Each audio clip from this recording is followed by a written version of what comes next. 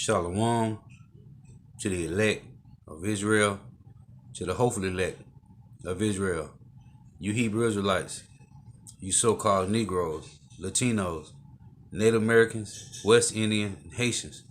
You gotta give all praises, honor, and glory to Yahweh, Bahashim, Yahweh Shah, Bahashim, Rekah, Kodash.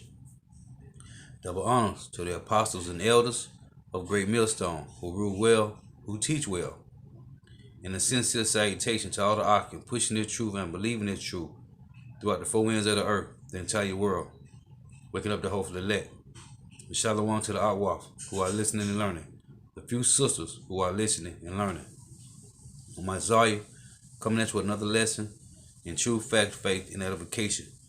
Another daily edification. The Lord's willing, this be edified. And this is another video of Chris Hedges, and the title of it is Fascism in the Age of Trump. Fascism in the Age of Trump. Lord willing, this be edifying. This is Proverbs 64. Asalaki. This is Psalms 64 and verse 8. So they shall make their own tongue to fall upon themselves. All that see them shall flee away. That's why it's a back and forth right now between the Edomites and all the other heathen nations that's separating from Babylon the Great. Lord, wouldn't it be edifying?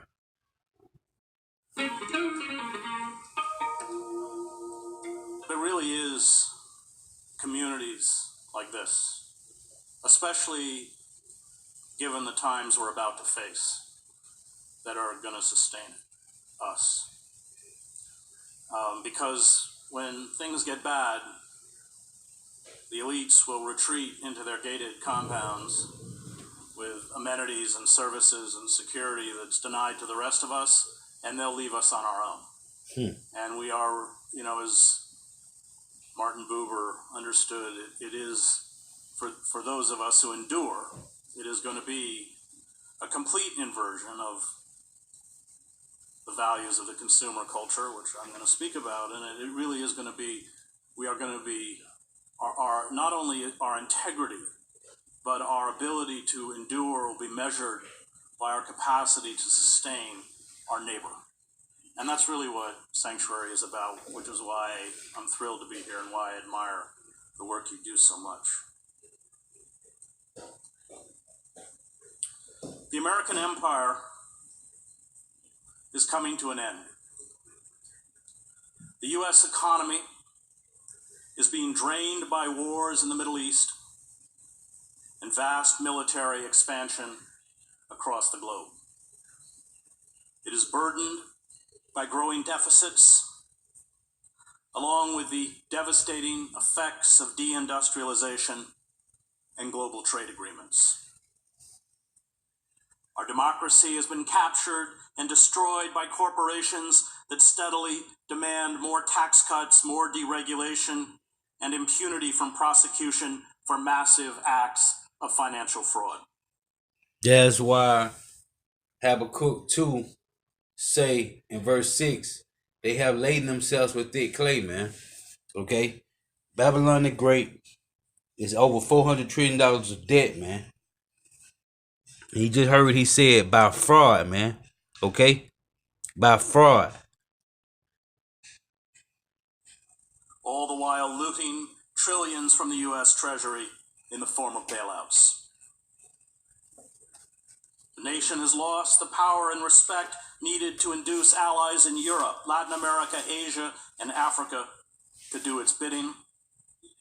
Add to this the mounting destruction caused by climate change, and you have a recipe for an emerging dystopia. Overseeing this descent at the highest levels of the federal and state governments is a motley collection of imbeciles, con artists, thieves, opportunists, and warmongering generals. And yes, I am also speaking about the Democratic Party. This is Psalms chapter 10 and verse 7. His mouth is full of cursing and deceit and fraud. Under his tongue is mischief and vanity. Okay? And that's what they do, man. Deceit, mischief, fraud, and vanity, man.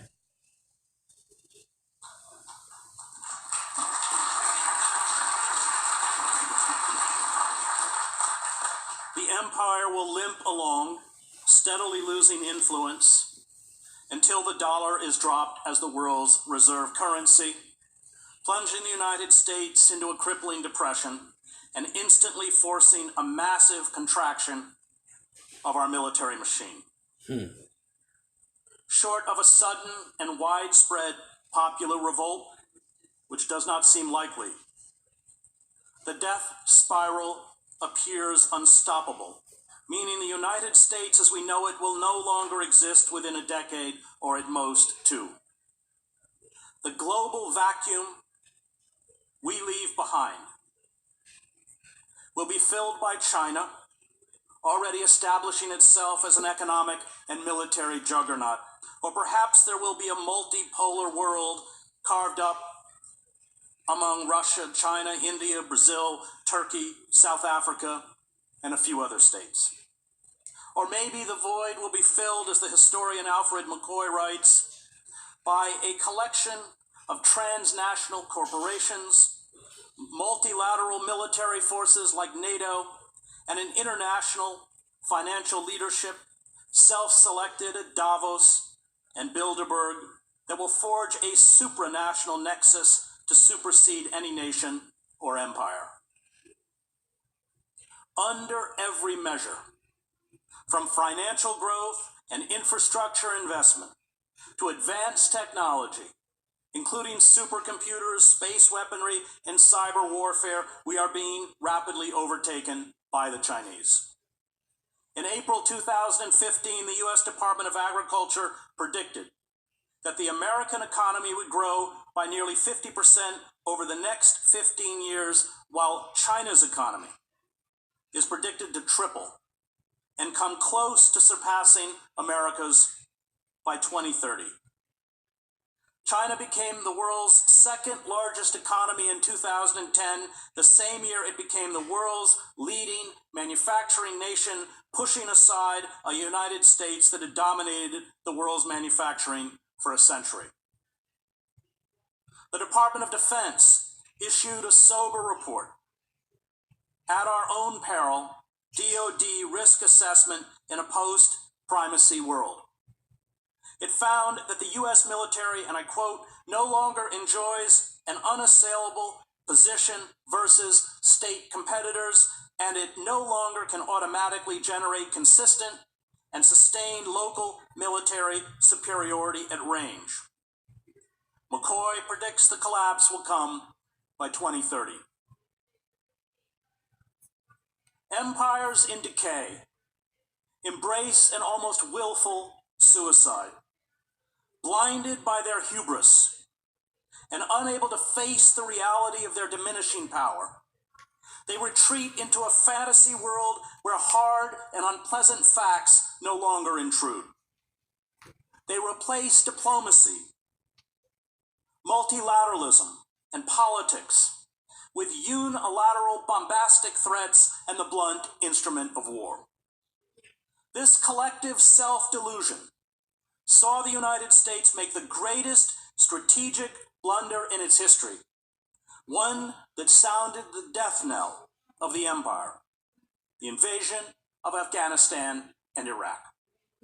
The architects of the war in the George W. Bush White House and the array of useful idiots in the press and academia who were cheerleaders for it knew very little about the countries being invaded, were stunningly naive about the effects of industrial warfare, and were blindsided by the ferocious blowback.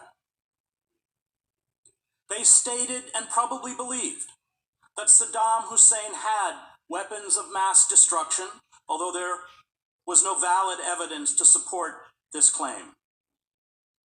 They insisted that democracy would be implanted in Baghdad and spread across the Middle East. They assured the public that US troops would be greeted by grateful Iraqis and Afghans as liberators. They promised that oil revenues would cover the cost of reconstruction. They insisted that bold and quick military strikes, shock and awe, would restore American hegemony in the region and dominance in the world. But it did the opposite. As Zbigniew Brzezinski noted, this unilateral war of choice against Iraq precipitated a widespread delegitimation of US foreign policy. Historians of empire call these military fiascos a feature of all late empires, micro-militarism. The Athenians engaged in micro-militarism when during the Peloponnesian War they invaded Sicily, suffering the loss of 200 ships and thousands of soldiers and triggering revolts throughout the empire. Britain did this in 1956 when it attacked Egypt in a dispute over the nationalization of the Suez Canal and then quickly had to withdraw in humiliation, empowering a string of Arab nationalist leaders such as Egypt's Gamal Abdel Nasser, and dooming British rule over the nation's few remaining colonies. Neither of these empires recovered. While rising empires are often judicious, even rational in their application of armed force for conquest and control of overseas dominions, fading empires are inclined to ill-considered displays of power, dreaming of bold military masterstrokes that would somehow recoup lost prestige and power, McCoy writes. Often irrational, even from an imperial point of view, these micro-military operations can yield hemorrhaging expenditures or humiliating defeats that only accelerate the process already underway. But empires need more than force to dominate other nations. They need a mystique. This mystique, always a mask for imperial plunder, repression, and exploitation, seduces some native elites who become willing to do the bidding of the imperial power or at least remain passive. And it provides a patina of civility, even nobility, to justify to those at home the costs in blood and money needed to maintain empire. The parliamentary system of government that Britain replicated in appearance in its colonies, and the introduction of British sports such as polo, cricket, and horse racing, along with the elaborately uniformed viceroys and the pageantry of royalty, were buttressed by what the colonials said was the invincibility of their navy and their army. And England was able to hold its empire together from 1815 to 1914 before being forced into a steady retreat. America's high-blown rhetoric about democracy, liberty, and equality, along with basketball, baseball, and Hollywood, as well as our own deification of the military, entranced and cowed much of the globe in the wake of World War II. Behind the scenes, of course, the CIA used its bag of dirty tricks to orchestrate coups, fix elections, and carry out assassinations, black propaganda campaigns, bribery, blackmail, intimidation, and of course, torture. But none of this works anymore. The photographs of physical abuse and sexual humiliation imposed on Arab prisoners at Abu Ghraib inflamed the Muslim world. It fed Al-Qaeda and later ISIS with recruits. The assassination of Osama bin Laden, he was unarmed, it's called assassination, and a host of other jihadist leaders, including the US citizen Anwar al-Awlaki, openly mocked the concept of the rule of law. The hundreds of thousands of dead and millions of refugees fleeing our debacles in the Middle East, along with a near constant threat from militarized aerial drones, exposed us as state terrorists. We have replicated in the Middle East the U.S. military's penchant for widespread atrocities, indiscriminate violence, lies, and fatal miscalculations that led to our defeat in Vietnam. The brutality abroad is matched by a growing brutality at home.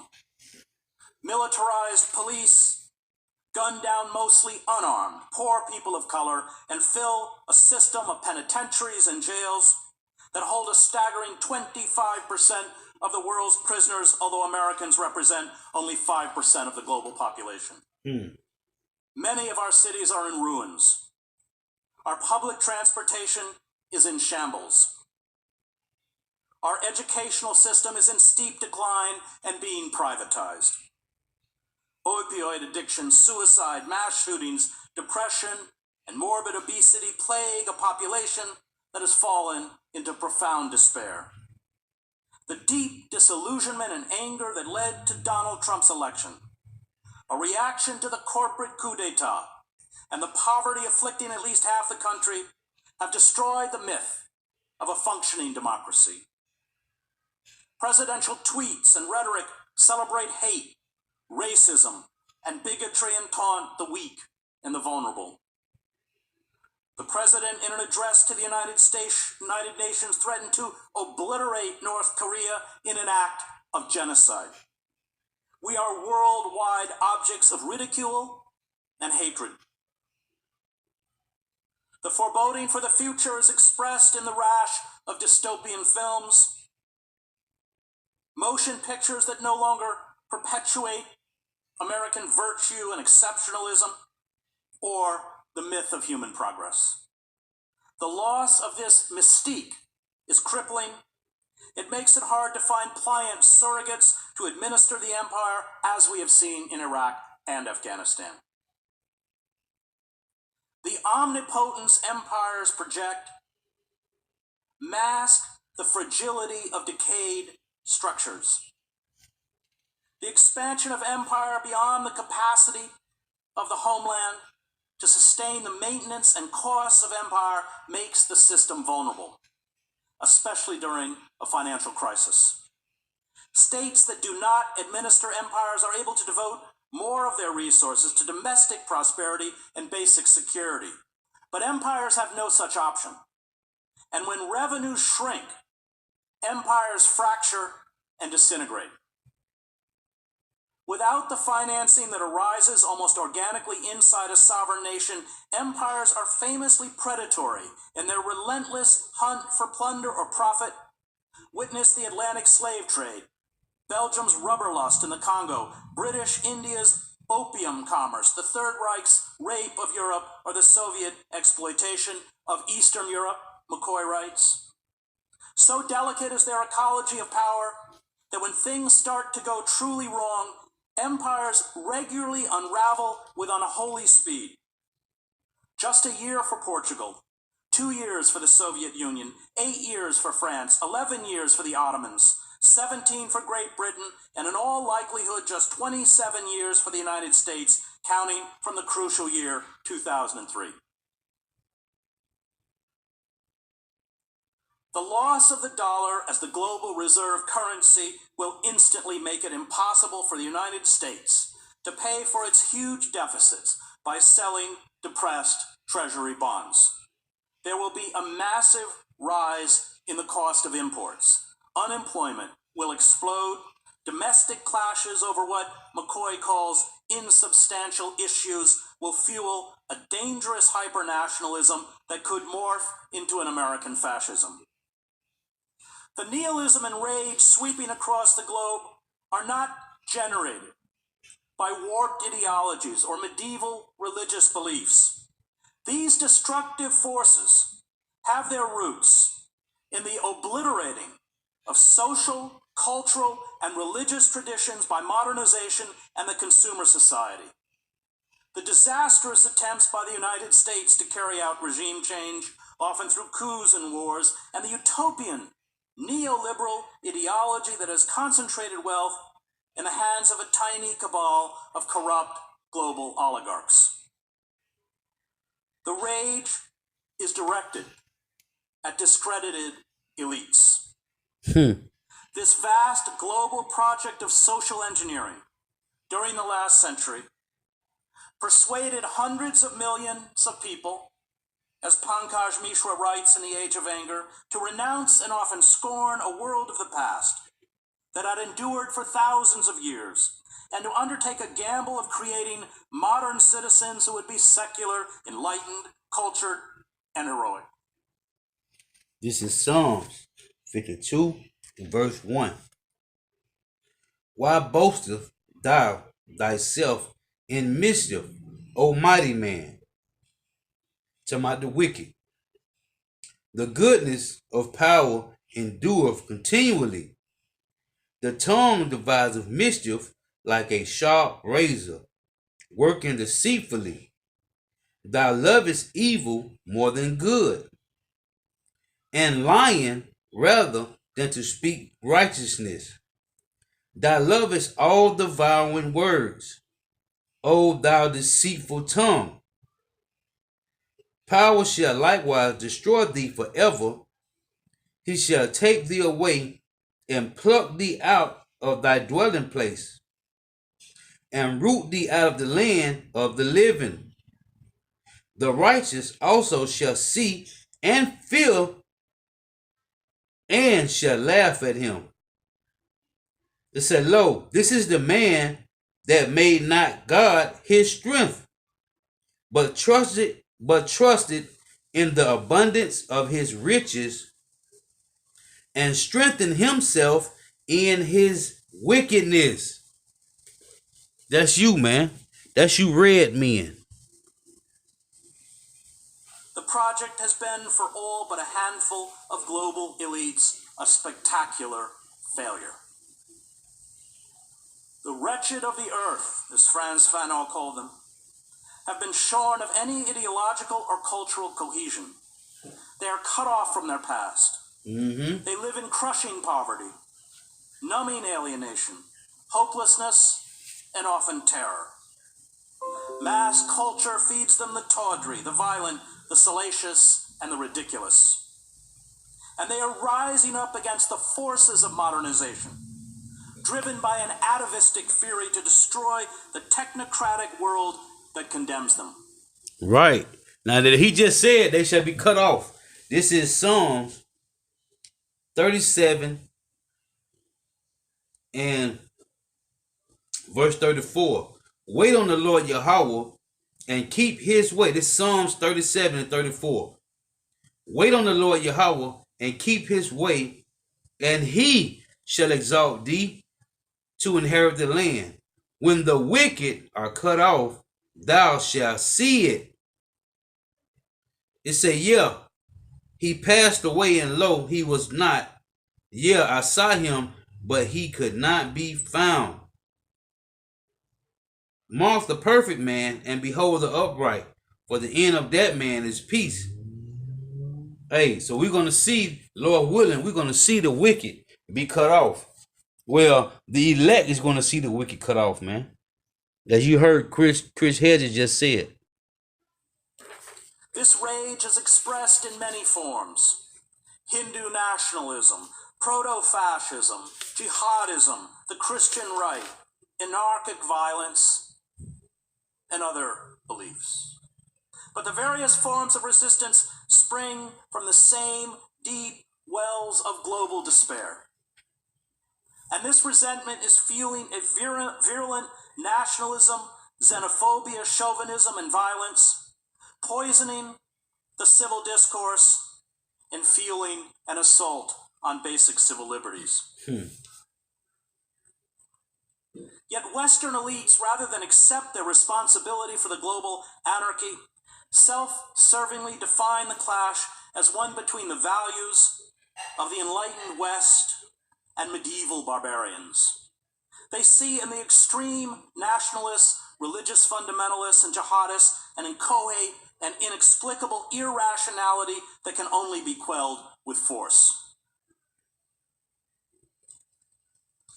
They have yet to grasp that the disenfranchised do not hate us for our values. They hate us because of our duplicity, use of indiscriminate industrial violence, on their nations and communities and our hypocrisy. The dispossessed grasp the true message of the West to the rest of the planet. We have everything, and if you try to take it away from us, we will kill you. The more the Western elites are attacked, the more they too retreat into a mythological past, self-glorification, and willful ignorance. The rise of hyper-nationalism, expressed in the absurd slogan, "Make America Great Again," the demonization of Muslims, undocumented workers, the growing bellicosity of the state, and the attempt to blame foreign interference is used as a mask to cover the root cause of the discontent, which is profound social inequality, which in the United States is the worst in the industrialized world. Huge segments of the world have been cast aside by globalization, treated in an age of corporate capitalism as human refuse. And their rage is expressed in the kind of anarchic and nihilistic violence that characterized another era of vast inequality, the end of the 19th century and the beginning of the 20th century. Our rash of mass shootings at schools, churches, concerts, malls, and cinemas, our reaction to the lies fed to workers across the globe by the architects and ideologues of corporate capitalism. This is Psalms chapter 7 and verse 16. His mischief shall return upon his own head, and his violent dealings shall come down upon his own pate. These lies, fueled by an arms industry that has saturated the country and the planet with weapons, have spawned homegrown terrorists that have carried out indiscriminate killings at the Boston Marathon, a South Carolina church, Tennessee military facilities, and a Texas Army base. The proponents of globalization promised to lift workers across the planet into the middle class and instill democratic values and scientific rationalism. Religious and ethnic tensions would be alleviated or eradicated. The global marketplace would create a peaceful, prosperous community of nations. All we had to do was get government out of the way and kneel before market demands held up as the ultimate form of progress and rationality. This is Proverbs chapter 4, verse 16. For they sleep not, except they have done mischief, and their sleep is taken away, unless they cause some to fall. That's the wicked, man. That's what they do. Okay? I can tell you in Micah 2:1, man. Right? They sit upon their beds, man. All they do is create mischief, man. Okay? Think of evil ways to destroy you, Jakes, man. This is Proverbs 10 and 23. It is as sport to a fool to do mischief. Okay? But a man of understanding have wisdom. It's a sport to them, man. To go around the world, rape, robbing, murdering, and pillaging, man. Taking resources, destroying the earth. But what the Lord say in Jeremiah? This is Jeremiah chapter 51 and 25. Behold, I am against thee, O destroying mountain, saith the Lord Yahweh, which destroyeth all the earth. And I will stretch out my hand upon thee, and roll thee down from the rocks, and make thee a burnt mountain. He said, I am against you, O destroying mountain. Who? Babylon the Great, man. Neoliberalism, in the name of this absurd utopia, stripped away government regulations and laws that once protected the citizen from the worst excesses of predatory capitalism. It created trade agreements that allowed trillions of corporate dollars to be transferred off into offshore accounts to avoid taxation, jobs to flee to sweatshops in China and the global south, where workers live in conditions that replicate slavery. Social service programs and public services were slashed or privatized. Mass culture, including schools and the press, indoctrinated an increasingly desperate population to take part in the global reality show of capitalism. What we were never told was that the game was fixed. We were always condemned to lose. Right. Our manufacturing migrated abroad. General Motors, for example, pays Mexican workers in Monterrey $3 an hour without benefits to make cars and trucks. That's sad, man. American workers with Wicked. unionized wages that came with benefits were cast aside. Wages have declined, our working class is impoverished, endless war is a lucrative business, and the world's wealth has been seized by global oligarchs. Kleptocracies such as the one now installed in Washington brazenly loot the nation's wealth. Democratic idealism is a joke, and we are knit together only by commerce and technology, forces that Hannah Arendt called negative solidarity. Psalms 97 and verse 10. Ye that love the Lord Yahweh, hate evil. He preserveth the souls of his saints. He delivereth them out of the hand of the wicked. When you turn back to the Lord in all truth and sincerity, the Lord takes you away from this world, man. Okay? You won't be a part of the world no more. And you see things as in the Matrix. Nowhere is this more true than with the modern calls for jihad by self-styled Islamic radicals, most of whom have no religious training and who often come out of the secularized criminal underworld. The jihadist leader Abu Musab Zarqawi, nicknamed the Sheikh of Slaughters in Iraq, was, before he became a radical jihadist, a pimp, a drug dealer, and a heavy drinker. The Afghan-American Omar Mateen, reportedly, was a frequenter of the nightclub in Orlando, Florida, where he massacred 49 people and had been seen there drunk. Anwar al-Awlaki, who preached jihad and was eventually assassinated by the United States, had a penchant for prostitutes. Abu Muhammad al-Adani, a senior leader of the Islamic State when he was killed, called on Muslims in the West to kill any non-Muslim they encountered. These are his words: smash his head with a rock, or slaughter him with a knife, or run him over with your car, or throw him down from a high place, or choke him, or poison him.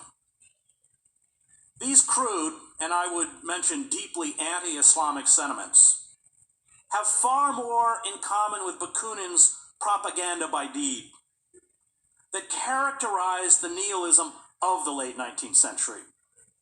It is updated and amplified in videos and live stream feeds and social media.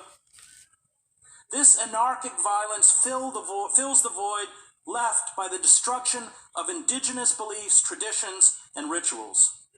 And as Mishra notes, these jihadists represent the death of traditional Islam rather than its resurrection. It is this rage, this resentment at being left behind, that drives terrorist attacks in Paris, London, and now New York. It is what led Timothy McVeigh to bomb the Alfred P. Murrah Federal Building in Oklahoma City in 1995, killing 168 people, including 19 children, and injuring 684. And when McVeigh was imprisoned in Florence, Colorado, the prisoner in the adjacent cell was Ramzi Ahmed Youssef, the mastermind of the first attack on the World Trade Center in 1993. After McVeigh was executed, Yusuf commented, "I have never known anyone in my life who has so similar a personality to my own as his." It is becoming harder and harder to distinguish us from our enemies. Trump, given the political, economic, and cultural destruction carried out by neoliberalism, is not an aberration. He is the result of a market society and capitalist democracy that has ceased to function. An angry and alienated underclass is entranced by electronic hallucinations that take the place of literacy. These Americans take a perverse and almost diabolical delight in demagogues such as Trump that expressed contempt for and openly flout the traditional rules and rituals of a power structure that preys upon them. Similar demagogues like Modi have risen up in India, the Philippines, Poland, Hungary, and other states. And this is almost always a characteristic of the final stage of the some 69 empires that have risen and fallen throughout human history. These demagogues and mythologizers, we see them on Fox News and other right-wing Chaldeans, man. outlets, Witchcraft, skew warlocks. truth for historical and cultural myth. That's why this is Babylon the Great. Reinhold Niebuhr called them the blind fanatics of Western civilization, Right. who regard the highly contingent achievements of our culture as the final form and norm of human existence. Right. Warlocks, man. Witchcraft. Unacknowledged reality is that the process of modernization and colonialization has been accompanied by carnage and bedlam. The rapacious appetite of capitalists and imperialists, as Mishra notes, never considered such constraining factors as finite geographical space, degradable natural resources, and fragile ecosystems. And in carrying out this project of global expansion and modernization, no form of coercion or violence was off limits. Terrorist attacks, such as the flying of the hijacked planes into the World Trade Center, illustrate that those who oppose us are products of our moral universe. This is Psalms, chapter 59, verse 2. Deliver me from the workers of iniquity and save me from the bloody men. The elect got to be saved, okay, by Yahweh Shai. Verse 5. Thou therefore, O Yahweh, power of hosts, the power of Israel, awake to visit all the heathen. Be not merciful to any wicked transgressors, man. Because these devils is consuming, man, Jake on a high level. They have been schooled well in the art of modern warfare. The dramatic explosions, the fireballs, the victims jumping to their deaths, the collapse of the two huge towers in Manhattan were straight out of Hollywood. Where else but from the industrialized world did the suicide hijackers learn that huge explosions and death above a city skyline are a peculiar and effective form of communication? They have mastered the language we taught them. They learned that the use of disproportionate and indiscriminate violence against innocents is a way to make a statement. And we delivered the same incendiary messages in Vietnam. Robert McNamara, the Secretary of Defense in 1965, defined the saturation bombing of the North, which left hundreds of thousands of civilians dead, as a means of communication to the communist regime in Hanoi. And we speak this language in Iraq, Afghanistan, Syria, Pakistan, Somalia, and through our Saudi proxies in Yemen. The roots of even the worst atrocities carried out by jihadists have their origins in our campaigns to colonize and subdue the rest of the world. It was the French colonists who used waterboarding, a technique inherited from the Nazis, on Algerians. We, like the Soviets, turned psychological torture into a science, one we employ in black sites around the world and in our prison system. Why is it like that? Because I just read Proverbs, man. Proverbs 10 and 23. It is as sport to a fool to do mischief, man. Okay? It's a sport to these devils, man. ISIS copying the masters of these dark arts, dress their Western hostages in Guantanamo's orange suits, and turn on smartphone cameras before beheading their victims, the favored form of execution of Muslims by the Crusaders. And we know who set up ISIS, man. Babylon the Great did. Okay? Babylon the Great set up ISIS, man.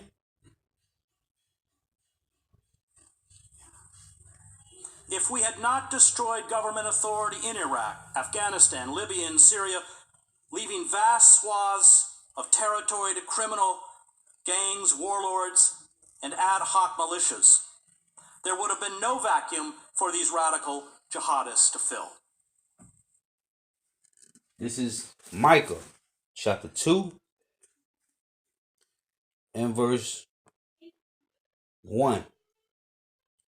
And it reads, woe to him that divides iniquity and work evil upon their beds. And that's what they do through councils, man. When the morning is light, they practice it because it is in the power of their hand. They got the means to do so, okay?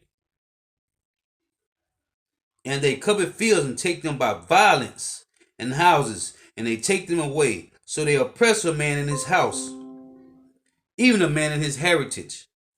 Therefore, thus saith the Lord Yahweh, behold, against this family do I devise an evil. What family? The whole house of the wicked, the red men, from which ye shall not remove your necks, neither shall ye go haughtily, for this time is evil. In that day, one take up a parable against you, and lament with doleful lamentation, and say, we be utterly spoiled, he have changed the portion of my people, how he have removed it from me, turned away, he have divided our fields. Habakkuk chapter 2, because this is the parable against the whole house of the red men.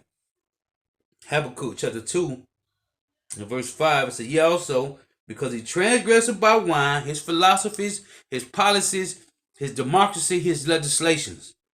He is a proud man, neither keepeth at home, who enlargeth his desire as hell, and is as death, and cannot be satisfied. But gather unto him all nations, and heapeth unto him all people. Habakkuk chapter 2, verse 7. Should they not rise up suddenly, that shall bite thee, talking about all the other nations, and await that shall vex thee, and thou shalt be for booties unto them. Babylon the Great is going to be booties unto all these other nations, man. Because thou hast spoiled many nations, all the remnant of the people shall spoil thee, because of men's blood, and for the violence of the land, of the city, and of all that dwell therein. Woe to him that coveteth an evil covetousness, to his house. What house? The house of the wicked, man. Okay, you red men.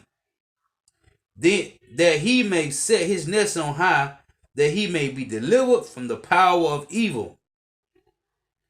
Thou hast consulted shame to thy house by cutting off many people. That's what you do. And hast sinned against thy soul. So, hey, you getting ready to fall, man. Hard on your face. George Santayana foresaw that America's obsessive, individualistic culture of competition and mimicry would eventually incite a lava wave of primitive blindness and violence. Hey, they cover field and take them by violence, man. Okay? The inability to be self-critical and self-aware, coupled with a cult of the self, would lead to collective suicide.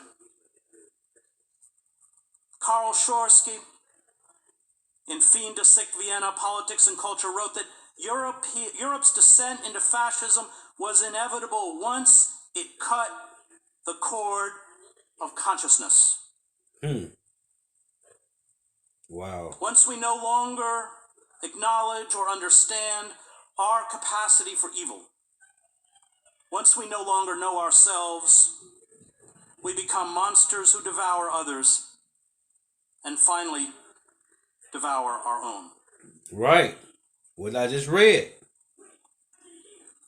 We are paying the price for discarding hundreds of millions of people onto the dung heap of history. Hey, facts, man. Unable to understand and cope with reality, we wage endless wars in the name of democracy. Oh, man, I gotta read that, man. Hey, he just quoted Job, man. This is Job 20. I'm gonna start at verse 4. It reads, Knowest thou not this of old, since man was placed upon the earth, that the triumphing of the wicked is short, and the joy of the hypocrite but for a moment? Though his excellency mount up to the heavens, and his head reacheth unto the clouds, it said, yet he shall perish forever like his own dung. They which see him shall say, where is he? He shall fly away as a dream, and shall not be found. Yeah, he shall be chased away as a vision of the night. Okay? Hey, that's what Chris Hedges just said, man. They're gonna be like their own dung, man.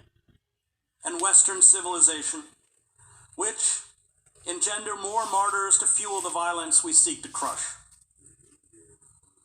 We are afflicted by what Albert Camus called auto-intoxication, the malignant secretion of one's preconceived impotence against the enclosure of the self. And until this autotoxication is addressed, the rage and violence at home and abroad will expand as we stumble towards a global apocalypse. This slow motion march towards apocalypse is assured. If we refuse to confront the ecocide we are carrying out on the planetary systems that sustain human life. Seas and rivers are being poisoned and emptied of their stocks of fish. Wildfires, droughts, flooding, monster hurricanes, typhoons, and tsunamis, along with soaring temperatures and the evaporation of the polar ice sheets, along with glaciers, ravage the planet. This ecocide exacerbates the breakdown of social structures, fuels the mass migration of the displaced and refugees, which in turn creates more political instability. Unchecked, these forces will lead in many parts of the globe to complete systems breakdown. The greatest existential crisis of our time is to at once accept the tragic reality before us and find the courage to resist. It is to acknowledge that the world as we know it will become harsher and more difficult, that human suffering will expand, but that we can, if we fight back, perhaps reconfigure our lives and our society to mitigate the worst savagery, dramatically reduce our carbon footprint, and save ourselves from complete annihilation. The power elites will do nothing to save us. Mm. To be hopeful in bad times is not just foolishly romantic, Howard Zinn wrote. It is based on the fact that human history is a history not only of cruelty, but also of compassion, sacrifice, courage, and kindness. What we choose to emphasize in this complex history will determine our lives. If we see only the worst, it destroys our capacity to do something. If we remember those times and places, and there are so many, when people have behaved magnificently, this gives us the energy to act, and at least the possibility of sending this spinning top of a world in a different direction. And if we do act in however small a way, we don't have to wait for some grand utopian future. The future is an infinite succession of presents. And to live now as we think human beings should live, in defiance of all that is bad around us, is itself a marvelous victory. This makes resistance a moral and an existential imperative. Resistance entails suffering. It requires self-sacrifice. It accepts that we may be destroyed. It is not rational. It is not about the pursuit of happiness. Psalms chapter 2 and verse 1. Why do the heathen rage and the people imagine a vain thing? The kings of the earth set themselves, and the rulers take counsel together, which I'm going to get, against the Lord Yahweh and against his anointed, saying, let us break their bands asunder and cast away their cords from us. He that sitteth in the heavens shall laugh. The Lord shall have them in derision. Okay? And they set themselves and take counsel together, man. All the kings of the earth, right? Proverbs 15:22. Without counsel, proposals are disappointed, but in the multitude of counselors they are established. Proverbs 18 and Proverbs 20 and 18. Every purpose is established by counsel, and with good advice, make war. And that's what they do.